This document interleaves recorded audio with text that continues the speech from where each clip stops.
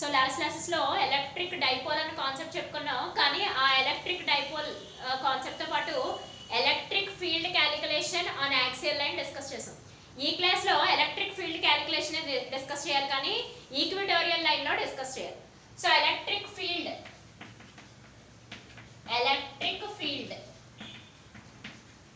capital E of an electric dipole.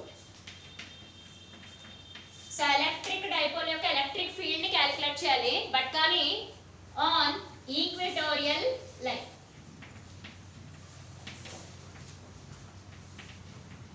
So equatorial line లో మనం electric field ని calculate చేసుకోవాలి. ఓకే, సో లాస్ట్ క్లాసెస్ లో axial line అంటే ఐదర్ ఎక్స్ యాక్సిస్ లేదా వై యాక్సిస్ లేదా జెడ్ యాక్సిస్, ఈ 3 యాక్సిస్ లో ఏదో ఒక యాక్సిస్ తీసుకొని ఆ యాక్సిస్ లో మనం ఎలక్ట్రిక్ డైపోల్ ప్లేస్ చేసి ఎలక్ట్రిక్ ఫీల్డ్ క్యాలిక్యులేట్ చేస్తాం. కానీ ఈ క్లాస్ లో ఏం చేయాలంటే ఈక్విలేటరల్ ట్రయాంగిల్ తీసుకొని, అంటే 3 సైడ్స్ ఈక్వల్ గా ఉన్న ఒక ట్రయాంగిల్ ని డ్రా చేసుకోండి. అంటే ఫర్ ఎగ్జాంపుల్ ఇది 2 సెంటీమీటర్స్ ఉన్నట్టయితే దీని సైడ్ వాల్యూ 2 సెంటీమీటర్స్, దీని సైడ్ వాల్యూ 2 సెంటీమీటర్స్, అలా 3 సైడ్స్ కూడా ఈక్వల్ గా ఉన్న ట్రయాంగిల్ ని తీసుకోవాలి. సో ఈ ట్రయాంగిల్ లో ఈ P అన్న పాయింట్ దగ్గర మనం ఇక్కడ ఎలక్ట్రిక్ డైపోల్ ని ప్లేస్ చేసుకొని, ఇక్కడ నేను డార్కెన్ చేసిన A B పాయింట్స్ దగ్గర plus Q minus Q. So last class లో ఆల్రెడీ ఎలక్ట్రిక్ డైపోల్ అనే విషయాన్ని డిస్కస్ చేసాం. ఏమని, ఖచ్చితంగా plus Q minus Q separated by a distance 2L అయితే అది ఎలక్ట్రిక్ డైపోల్ అని చెప్పుకున్నాం. ఏమని చెప్పాం, ప్లస్ Q అనే ఛార్జ్ మైనస్ Q అనే ఛార్జ్ 2L అనే డిస్టెన్స్ తో సెపరేట్ అయితే దాన్ని ఎలక్ట్రిక్ డైపోల్ అని చెప్పాం. అంటే plus Q charge minus Q charge అంటే ఏంటి, మళ్ళీ ఒకసారి రీకలెక్ట్ చేసుకున్నట్టయితే ఇక్కడ ఇక్కడ ప్లస్ 1 ఉంటే ఇక్కడ -1 ఉండాలి. ఓకే, సో ఇక్కడ +1 ఉండి ఇక్కడ -2 ఉంటే తప్పు, ఖచ్చితంగా తప్పే. అంటే సైన్స్ మారినా సరే, ప్లస్ లో మైనస్ లో మారినా సరే ఈ న్యూమరికల్ వాల్యూస్ మట్టికి మారకూడదు ఎలక్ట్రిక్ డైపోల్ లో. సో లాస్ట్ క్లాస్ లో చెప్పింది మళ్ళీ ఒకసారి రీకలెక్ట్ చేస్తున్నాను. Equal opposite charges separated by a distance 2L, వాటి మధ్య డిస్టెన్స్ ఖచ్చితంగా ఎంత ఉండాలి, 2L ఉండాలి. సో ఆ కాన్సెప్ట్ మనం ఎలక్ట్రిక్ డైపోల్ అని చెప్పాం. లాస్ట్ క్లాసెస్ లో దీన్ని యాక్సియల్ లైన్ మీద ప్లేస్ చేస్తే ఎలా ఉంటుందో చెప్పుకున్నాం. Axial line whether it is X axis, Y axis, Z axis, ఏ యాక్సిస్ అయినా సరే. సో లాస్ట్ క్లాస్ లో ఎక్స్ యాక్సిస్ మీద ప్లేస్ చేసుకొని చెప్పుకున్నాం. ఈ క్లాస్ లో ఒక ఈక్విలేటరల్ ట్రయాంగిల్ మీద ప్లేస్ చేసి చెప్పుకుంటాం, అంతే డిఫరెన్స్. ఈక్విటోరియల్ లైన్ అంటే ఒక ఈక్విలేటరల్ ట్రయాంగిల్ ని తీసుకొని చెప్పుకుంటాం. అంటే దాని అర్థం ఏంటి, ప్రతి సైడ్ కూడా ఈక్వల్ గా ఉండేదాన్ని ఈక్విలేటరల్ ట్రయాంగిల్ అని అంటారు. రైట్ యాంగిల్ ట్రయాంగిల్ అంటే ఒక సైడ్ 90 డిగ్రీస్ ఉంటుందని యాంగిల్ 90 డిగ్రీస్ మెయింటైన్ అవుతూ రెండు సైడ్స్ ఈక్వల్ గా ఉన్నట్టయితే దాన్ని రైట్ యాంగిల్ ట్రయాంగిల్ అని చెప్పుకుంటాం. ఓకే, సో ఇక్కడ మనం అబ్జర్వ్ చేసినట్టయితే, సో ఇప్పుడు ఈ డయాగ్రామ్ ని డ్రా చేసుకుందాం.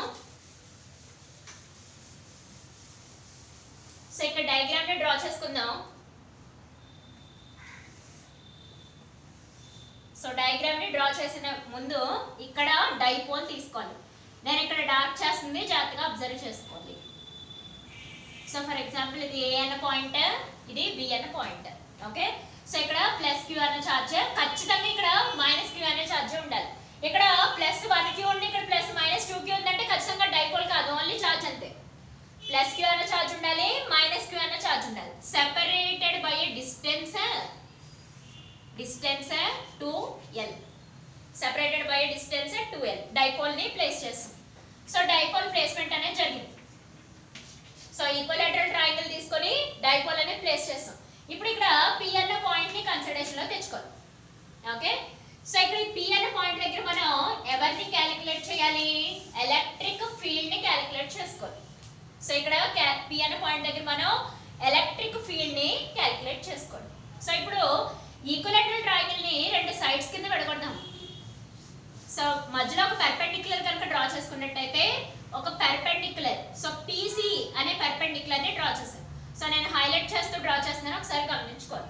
సో PC అనే పర్పెండిక్యులర్ డ్రా చేశాను. సో ఇది లెంత్ ని 2 ఈక్వల్ పార్ట్స్ కింద సెపరేట్ చేసేస్తుంది. ఒక లెంత్ వాల్యూ L, రెండో లెంత్ వాల్యూ వచ్చేసి L కింద సెపరేట్ చేస్తుంది, అంటే ఈక్వల్ గా కట్ చేసేస్తుంది. పర్పెండిక్యులర్ బైసెక్టర్ దాన్ని ఈక్వల్ గా కట్ చేస్తాయి. 2L ని కాస్త లెంత్ L కింద కట్ చేస్తుంది. సో ఇప్పుడు ఈ P అనే పాయింట్ దగ్గర మనం ఎవరిని క్యాలిక్యులేట్ చేయాలి, ఎలక్ట్రిక్ ఫీల్డ్ ని క్యాలిక్యులేట్ చేసుకోవాలి. సో ఇక్కడికి వచ్చేటప్పటికి ఎలక్ట్రిక్ ఫీల్డ్ 2 పార్ట్స్ కింద డివిజన్ అయిపోతుంది. E2 అనే ఎలక్ట్రిక్ ఫీల్డ్, ఈ పార్ట్కి వచ్చేటప్పటికి E1 అనే ఎలక్ట్రిక్ ఫీల్డ్. అంటే రెండు ఫీల్డ్స్ ఎగ్జిస్ట్ అవుతాయి, ఒకటి ప్లస్ క్యూ ఛార్జ్ వల్ల, రెండు మైనస్ క్యూ ఛార్జ్ వల్ల. ఓకేనా? E1 ఎలక్ట్రిక్ ఫీల్డ్ వచ్చి ప్లస్ క్యూ ఛార్జ్ వల్ల ఎగ్జిస్ట్ అవుతాయి, E2 ఎలక్ట్రిక్ ఫీల్డ్ వచ్చి మైనస్ క్యూ ఛార్జ్ వల్ల ఎగ్జిస్ట్ అవుతాయి. సో ఎలక్ట్రిక్ ఫీల్డ్ అనే కాన్సెప్ట్ లాస్ట్ క్లాస్ లో ఒకసారి డిస్కస్ చేసాం. దాని ఫార్ములా ఏమని చెప్పాం? E will be equal to F by Q అనే విషయం డిస్కస్ చేసాం. ఇంకా E will be equal to Coulomb's law బేస్ చేసుకొని 1/4πε0 Q by R square అనే విషయాన్ని కూడా లాస్ట్ క్లాస్ లో డిస్కస్ చేసాం. సో లాస్ట్ క్లాస్ లో డిస్కస్ చేసిందే ఇక్కడ అప్లై చేస్తూ క్యాలిక్యులేట్ చేస్తాం అంతే. So E1 electric field plus Q charge వల్ల, E2 అనే electric field minus Q charge వల్ల వస్తుందని చెప్పుకుంటాం. సో ఇక్కడ E1 E2 దీన్ని కాంపోనెంట్స్ కింద విడగొట్టారు. ఓకే, రెండు కాంపోనెంట్స్ కింద విడిపోతాయి. ఎలాగంటే సైన్ థీటా కాంపోనెంట్స్ ఒకటి, కాస్ థీటా కాంపోనెంట్స్ ఒకటి కింద విడిపోతాయి. సో దీన్ని విడగొట్టినట్టయితే E2 ని స్ప్లిట్ చేస్తున్నాను, జాగ్రత్తగా చూడండి. సో E2 ని స్ప్లిట్ చేసుకుంటే ఇది వచ్చేసి మనకి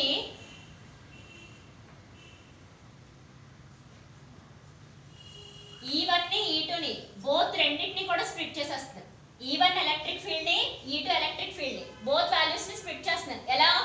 కాస్ థీటా కాంపోనెంట్స్ కింద, టాన్ థీటా కాంపోనెంట్స్ కింద స్ప్లిట్ చేస్తున్నాను. ఎందుకు ఈ కాంపోనెంట్స్ కింద స్ప్లిట్ చేయడం?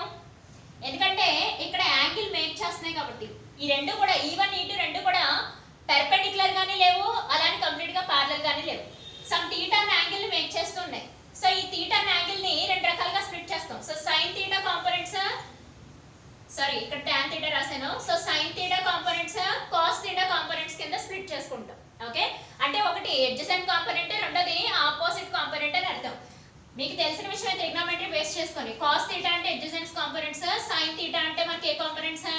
ఆపోజిట్ కాంపోనెంట్స్ కింద స్ప్లిట్ చేసేస్తాం. సో ఇక్కడ E1 ఎలక్ట్రిక్ ఫీల్డ్ ని రెండు కాంపోనెంట్స్ కింద స్ప్లిట్ చేశాను. జాగ్రత్తగా అబ్జర్వ్ చేసుకోవాలి. ఈ డయాగ్రామ్ తప్పేసినట్టయితే మొత్తం ఆన్సర్ అంతా తప్పు వచ్చేస్తుంది. సో ఇది E1 sine theta. So sine theta components కింద స్ప్లిట్ చేస్తాం.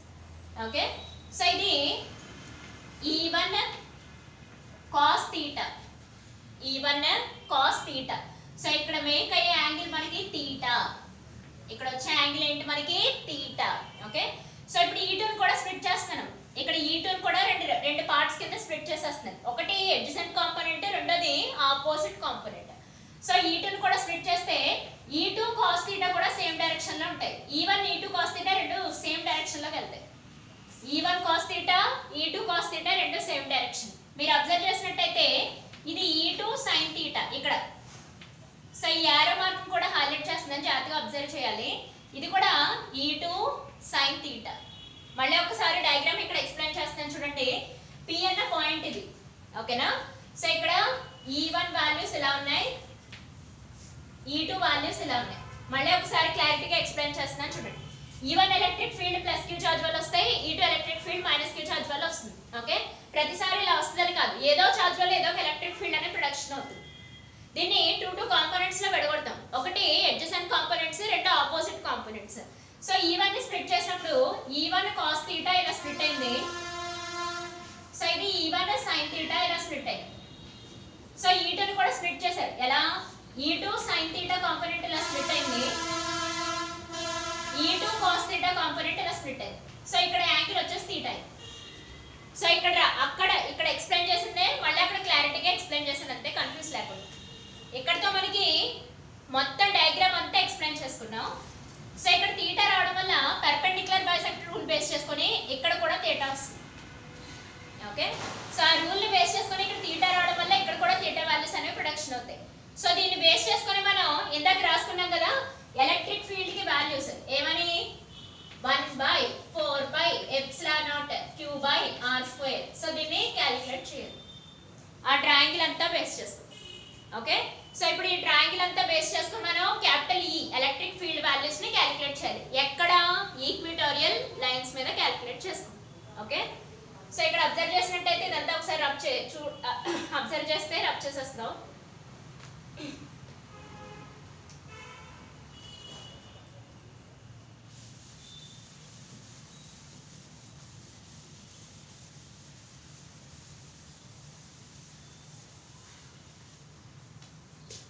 సో ఇక్కడ డయాగ్రామ్ దగ్గరికి రండి. ఈ డయాగ్రామ్ లో మీరు అబ్జర్వ్ చేసినట్టయితే sine theta components E1 sine theta, E2 sine theta రెండు మనకి ఆపోజిట్ డైరెక్షన్ లో ఉంటాయి. అంటే ఒకటి ప్లస్ అయితే రెండోది మైనస్ అవుతుంది, ఒకటి ప్లస్ అయితే రెండు మైనస్ అవుతుంది. +1 -1 వాల్యూస్ ఎంత మనకి 0.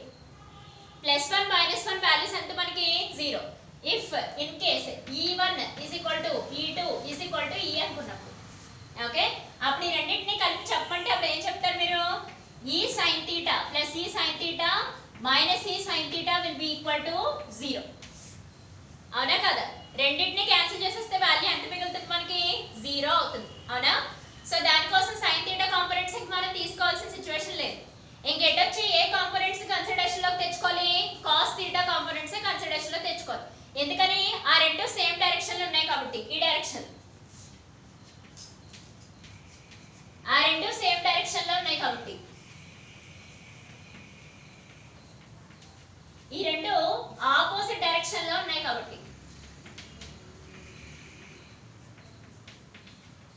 సరే, ఈ రెండు ఆపోజిట్ డైరెక్షన్ లో ఉన్నాయి కాబట్టి క్యాన్సిల్ అయిపోతాయి. ఒక ప్లస్ ఒక మైనస్ కలిపి ఒక డైరెక్షన్ లో ఉంది ప్లస్ వాల్యూ, ఆపోజిట్ డైరెక్షన్ లో ఉంది మైనస్ వాల్యూ.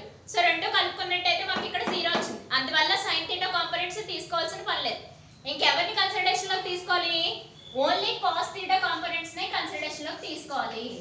ఎందుకని? Both are in same direction కాబట్టి. ఆ విషయాన్ని గుర్తుపెట్టుకోవాలి. రెండు ఆపోజిట్ డైరెక్షన్ లో ఉన్నాయి కాబట్టి సైన్ థీటా కాంపోనెంట్స్ క్యాన్సిల్ అయిపోతాయి. రెండు సేమ్ డైరెక్షన్ లో ఉన్నాయి కాబట్టి ఓన్లీ ఎవరిని తీసుకోవాలి? కాస్ థీటా కాంపోనెంట్స్ నే తీసుకోవాలి. మళ్ళీ ఒక్కసారి రిపీట్ చేస్తున్నాను చూడండి. Sine theta components opposite direction అంటే ప్లస్ ఈ సైన్ థీటా మైనస్ ఈ సైన్ థీటా కలుపుకుంటే సిచువేషన్ ఏంటి? 0. అలా కాకుండా cos theta కాంపోనెంట్స్ రెండు సేమ్ డైరెక్షన్ లో ఉన్నాయి కాబట్టి cos theta కాంపోనెంట్స్ మాత్రమే తీసుకొని క్యాలిక్యులేషన్ చేయాలి. ఎవరిని క్యాలిక్యులేట్ చేయాలి? హెడ్డింగ్ దగ్గరికి వచ్చండి. ఎవరిని క్యాలిక్యులేట్ చేయాలి? ఎలక్ట్రిక్ ఫీల్డ్ ని క్యాలిక్యులేట్ చేసుకోవాలి. sin theta ఎందుకు తీసుకోరు? Both are in opposite direction కాబట్టి. cos theta వాల్యూస్ ఎందుకు తీసుకోవాలి? Both are in same direction కాబట్టి. ఓకే, సో ఇప్పుడు క్యాలిక్యులేట్ చేద్దాం చూడండి.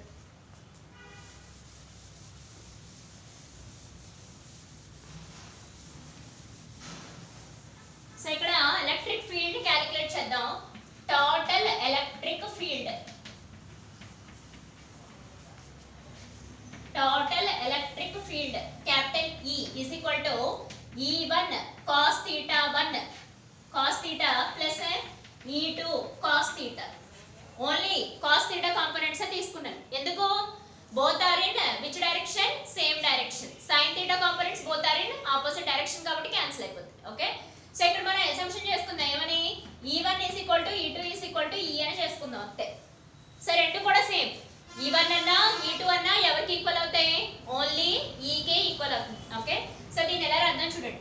E E cos theta plus E2 E cos theta అవుతుంది. ఇప్పుడు దీన్ని ఎలా రాయొచ్చు? 1 + 1 ఎంత అవుతుంది? 2. సో ఇక్కడ E ఎలా రాయొచ్చమ్మా? 2E cos theta అని రాసుకోవచ్చు. టోటల్ ఎలక్ట్రిక్ ఫీల్డ్ E ఎలా రాయొచ్చు? 2E cos theta. So electric field calculation ఈ ఫార్ములా యూస్ చేసుకొని కట్టుకోవాలి. ఓకే, సో ఇక్కడ మనం కూలమ్స్ లా ని వాడుకోవాలి. లాస్ట్ క్లాస్ లో కూలమ్స్ లా చెప్పుకున్నాం. సో ఫ్రమ్ కూలమ్స్ లా బేస్ చేసుకొని ఈ నెల రాయొచ్చు 1/4πε0 Q/r² అవునా? సో కూలమ్స్ లాని బేస్ చేసుకొని ఈ ఈక్వేషన్ ఎంత ఇంపార్టెంట్ అంటే అంత ఇంపార్టెంట్. గాస్ లాకి కూడా ఈ ఈక్వేషన్ అంతే ఇంపార్టెంట్. 1/4πε0 Q/r². కానీ ఇక్కడ r ప్లేస్ లో ఒకసారి అబ్జర్వ్ చేయాలి. ఇక్కడ r ప్లేస్ లో అది ఈక్వలేటరల్ ట్రయాంగిల్ కదా, దానికి r ప్లేస్ లో చిన్న మోడిఫికేషన్స్ వస్తాయి. అవి ఎలాగంటే ఒక్కసారి చెప్తాను చూడండి. మీరు ఇక్కడ తీటా ఇలా డ్రా చేశారు అవునా? తీటా ఇలా ప్లేస్ చేసుకున్నారు. ఇది ఒక రైట్ యాంగిల్ ట్రయాంగిల్ మనకి. ఓకే, ఇక్కడ పాయింట్ P, దీని పేరు C, ఇక్కడ వచ్చేసి B. నేను మళ్ళీ ఒకసారి ఈ హాఫ్ పార్ట్ ని తీసుకున్నాను. డస్టర్ క్లోజ్ చేసింది కాకుండా రిమైనింగ్ పార్ట్ ని అబ్జర్వ్ చేసుకోండి.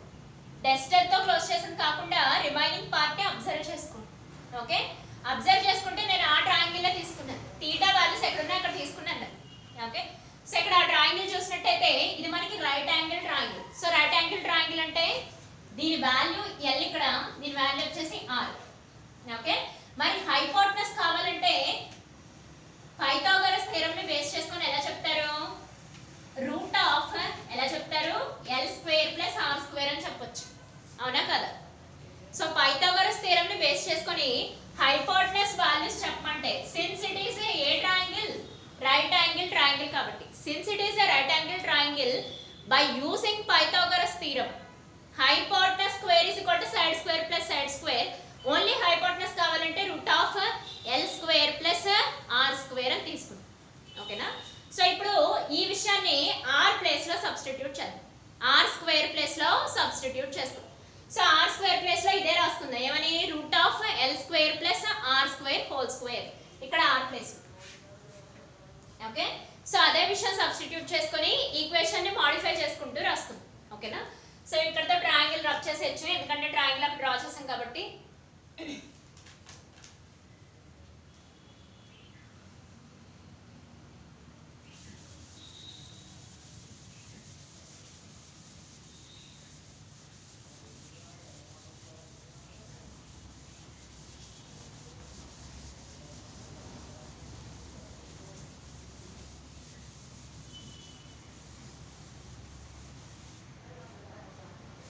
సో ఇక్కడ small r is equal to ఏమని రాద్దాం? Route of L² plus R². Okay, R place లో. కానీ మనకి R² కావాలంటే దీన్ని ఎలా రాసుకోవచ్చు? L² ప్లస్ R² అని రాయొచ్చా? రాయకూడదు? రాయొచ్చు కదా, అవునా? సో ఆ ట్రయాంగిల్ అలాగే ఉంచండి, దాంతో మనకి పని ఉంది. ఎందుకు అనంటే total electric field, total electric field capital E is equal to 2E cos theta అనే విషయం మనం ఇందాకే నేర్చుకున్నాం. Total electric field capital E is equal to 2E cos theta అనే విషయం మనం ఇందాకే నేర్చుకున్నాం, అవునా? ఇప్పుడు ఆ ట్రయాంగిల్ ని బేస్ చేసుకొని cos theta వాల్యూస్ చెప్పాలి. చెప్దాం ఒకసారి చూడండి. దీని నుంచి E ఈజ్ ఈక్వల్ టు ఏమని రాయొచ్చు? 1/4πε0 q బై R² ప్లేస్ లో ఖచ్చితంగా ఎవరిని రాయాలి? R² ప్లేస్ లో ఎవరిని ప్లేస్ చేసుకోవాలి? L² plus R². ఈ స్టెప్ అందరూ మర్చిపోతారు, దీన్నే జాగ్రత్తగా చూసుకోవాలి. ఎక్స్ట్రా వచ్చినట్టు R² రాసేస్తానంటే కుదరదు. Since it is a right angle triangle, hypotenuse square is equal to side square plus side square. So అంటే R² ప్లేస్ లో ఎవరిని రాసుకోవాలి? ఖచ్చితంగా L² ప్లస్ R² రాసుకోవాలి. అంటే ఇక్కడ మనకి రేడియస్ హైపోటెనస్ అన్నమాట. రేడియస్ హైపోటెనస్ రెండు సేమ్ ఈ కేసులో, L² ప్లస్ R² ఈ ప్లేస్ లో. ఓకే, సో ఇప్పుడు ఈ వాల్యూస్ ఇలా ఉంచండి. ఇప్పుడు ఆ ట్రయాంగిల్ ని చూసుకోవాలి, ఆ ట్రయాంగిల్ రబ్ చేయకుండా అందుకే ఉంచండి.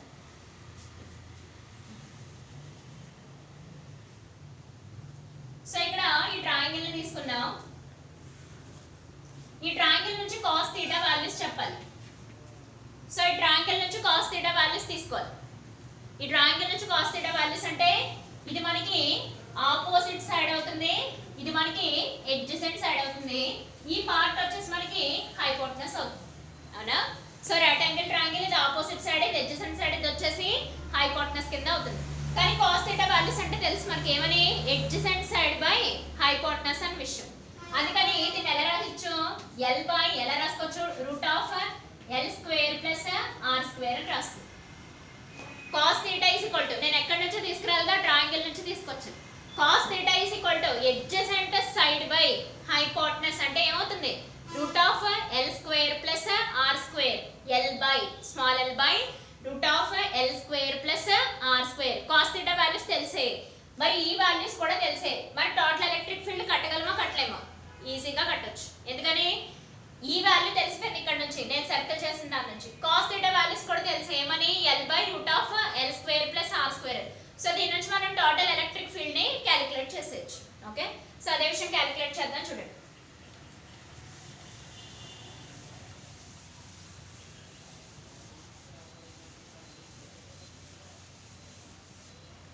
సో ఇక్కడ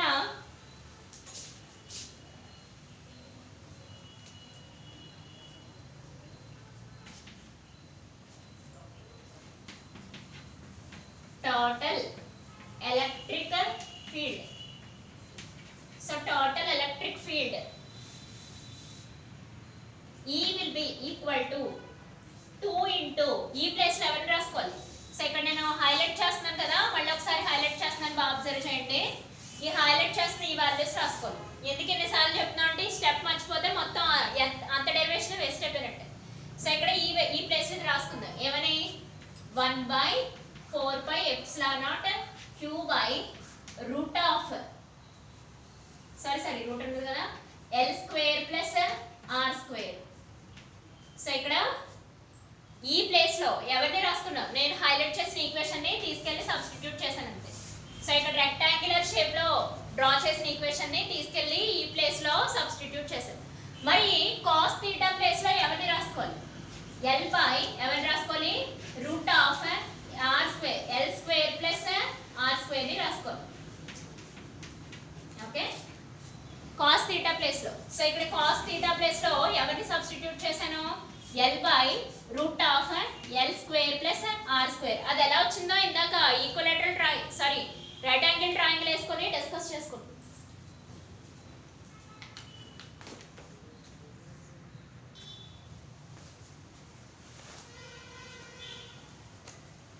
సో ఇక్కడ cos θ వాల్యూస్ ని కూడా సబ్స్టిట్యూట్ చేసుకున్నాం. ఏమని L/√L² + R². సో ఇక్కడతో మనకి ఇంకా అంతా మ్యాథమెటికల్ క్యాలిక్యులేషన్లే చేసుకోవాలి. సో ఇక్కడ మీరు అబ్జర్వ్ చేసినట్టయితే E will be equal to 2 into, so ఇలా వస్తుంది 2 into Q into L అని రాస్తాం. So 2 into Q into L/4πε0. ఇక్కడ మీరు అబ్జర్వ్ చేసినట్టయితే ఇక్కడ 1 అన్నట్టు లెక్క పవర్స్ లో. సో ఇక్కడ పవర్ లో ఎంత ఉన్నట్టు 1/2 ఉన్నట్టు, అవునా. రూట్ అంటే మనకి 1/2 ఉన్నట్టు అర్థం. రూట్ అంటే పవర్ లో 1/2 ఉన్నట్టు అర్థం. ఎప్పుడు కూడా బేసెస్ ఈక్వల్ గా ఉన్నాయి కాబట్టి నేను హైలైట్ చేస్తున్నాను, అంటే ఈ టిక్ మార్క్ పెట్టిన బేసెస్ రెండు ఈక్వల్ కాబట్టి పవర్స్ మస్ట్ బి యాడెడ్ అన్నమాట. పవర్స్ కలిసిపోతాయి అంటే దాని అర్థం ఏంటి, 1 + 1/2 చేయొచ్చు. సో దీన్ని ఎలా రాయొచ్చు, 3/2. 1 + 1/2 ఎంత అవుతుంది మనకి, 3/2. బేసెస్ నేను టిక్ మార్క్ పెట్టిన రెండు బేసెస్ సేమ్ కాబట్టి పవర్స్ రెండు కలుస్తాయి అన్నమాట. అందుకని 1 + 1/2 చేస్తే ఎంత వచ్చింది మనకి, 3/2 వచ్చింది. సో దాని ప్లేస్ లో ఎలా రాసుకుందాం, L² + R² హోల్ పవర్ ఎంత రాద్దాం, 3/2. అంటే టిక్ పెట్టిన రెండు టర్మ్స్ కాస్త ఒక టర్మ్ కింద అయిపోయి పవర్ లో ఎంత వాల్యూ వచ్చింది మనకి, హోల్ పవర్ 3/2 వచ్చింది. ఓకేనా. సో బేసెస్ రెండు సేమ్ కాబట్టి పవర్స్ మస్ట్ బి యాడెడ్ అన్న ఫార్ములాతో వచ్చాను. సో ఇక్కడ మీరు అబ్జర్వ్ చేసినట్టయితే 2Q into L ని డైపోల్ మూమెంట్ P అని రాయొచ్చు. 2Q into L ని ఎలక్ట్రిక్ డైపోల్ మూమెంట్ P అని రాసుకోవచ్చు. ఓకే,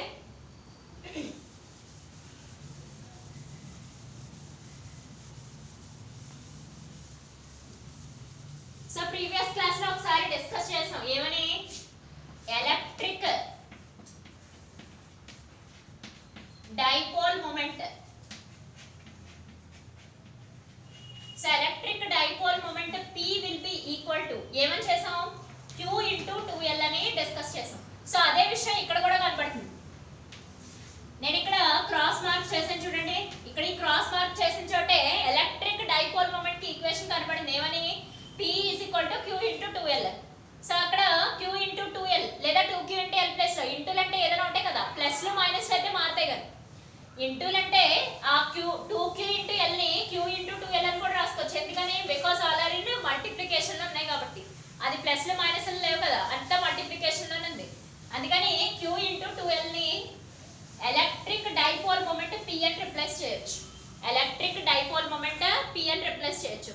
సో అందుకోసం electric field E is equal to ఎలా రాస్తుందని, ఎలా రాయొచ్చు, P/4πε0 L² + R² whole power 3/2. L² + R² whole power 3/2. Actually అయితే ఎలక్ట్రిక్ ఫీల్డ్ క్యాలిక్యులేషన్ ఇక్కడతో కంప్లీట్ అవుతుంది. కానీ ఒక చిన్న అసంప్షన్ చేయాలి. ఒక చిన్న అసంప్షన్ చేసి ఎలక్ట్రిక్ ఫీల్డ్ క్యాలిక్యులేషన్ ని స్టాప్ చేయాలి. సో ఇక్కడతో మనకి electric field calculation of a dipole in equilateral line calculation complete అయింది. సో ఇక్కడ చిన్న అసంప్షన్ చేయాలి. అస్యూమ్ అంటే అసంప్షన్స్ అంటే మీకు తెలిసిన విషయమే, ఒరిజినల్ గా అలా జరగదు కానీ అలా జరుగుతుందని ఊహిస్తాం అంతే, ఊహలు అన్ని. Assume if it is a short dipole అయితే సిచ్యువేషన్ ఏంటి,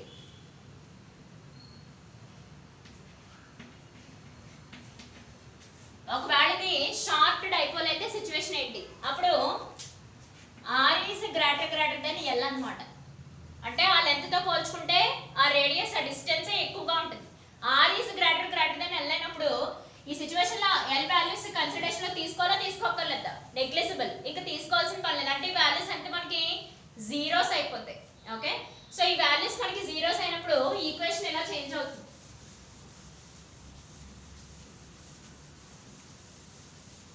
షార్ట్ డైపోల్స్ లో ఓన్లీ డిస్టెన్స్ లో తీసుకుంటారు, లెంత్ తీసుకోవాల్సిన పని లేదు. అంటే ఆరే మనకి కన్సిడరేషన్, ఎల్ వాల్యూస్ ఎంత మనకి అక్కడ జీరో అనే అసంప్షన్ చేసుకుంటాం. Okay, so electric field E is equal to equation ఇలా మారుతుంది ఏమని P/4πε0. ఇక్కడ ఎల్ వాల్యూస్ ఏమవుతాయి మనకి ఖచ్చితంగా జీరోస్ అయితే ఇంకెవరు మిగులుతారు r²3/2 అవుతుంది. ఓకే, సో ఇక్కడ స్క్వేర్ స్క్వేర్ క్యాన్సిల్ అవుతే ఇంక దీన్ని ఎలా రాసుకోవచ్చు r³ కింద రాసుకోవచ్చు. ఓకే, ఎలా రాద్దాం ఇప్పుడు దీన్ని E will be equal to ఎలా రాసుకోవచ్చు ఫైనల్ గా చెప్పండి P/4πε0 r³. ఓకే, అసంప్షన్ చేసిన తర్వాత వచ్చిన వాల్యూస్ ఇవి. సో అసంప్షన్స్ కి ముందు వచ్చిన వాల్యూ ఇది, అసంప్షన్ చేసిన తర్వాత వచ్చిన వాల్యూ ఇది, రెండు కూడా రాయాలి. ఓకే, అసంప్షన్ ఏమని చెప్తాం if it is A short dipole, short dipole అయితే ఈ డిస్టెన్స్ లెంత్ కన్నా ఎక్కువ ఉంటుందని చెప్తారు. అప్పుడు ఆ కేసులో లెంత్ వాల్యూస్ మనం జీరోస్ అని తీసుకున్నట్టయితే r²3/2 లో స్క్వేర్ స్క్వేర్ క్యాన్సిల్ అయ్యి ఓన్లీ r³ మాత్రమే మిగులుతుంది. సో ఎలక్ట్రిక్ డైపోల్ కాన్సెప్ట్స్ ఇక్కడతో కంప్లీట్ అయ్యాం. నెక్స్ట్ క్లాస్ లో గాస్ లా అంటే ఏంటి, గాస్ లా అప్లికేషన్స్ ఏంటో డిస్కస్ చేయాలి. మీకు 30% సిలబస్ రిడక్షన్ లో గాస్ లా కూడా ఉంది. కాకపోతే గాస్ లా అప్లికేషన్స్ లో straight wire at the same time infinite plane sheet రెండు ఉన్నాయి. స్పెరికల్ షెల్ ఉండేది కానీ అదొకట్లో 30% రిడక్షన్ లో స్పెరికల్ షెల్ తీస్తారు, అదొక్క టాపికే తీసారు అందులో. ఓకే, సో ఇక్కడతో మనకి 4th చాప్టర్ కంప్లీట్ అవుతుంది. అంటే గాస్ లా డిస్కస్ చేస్తే 4th చాప్టర్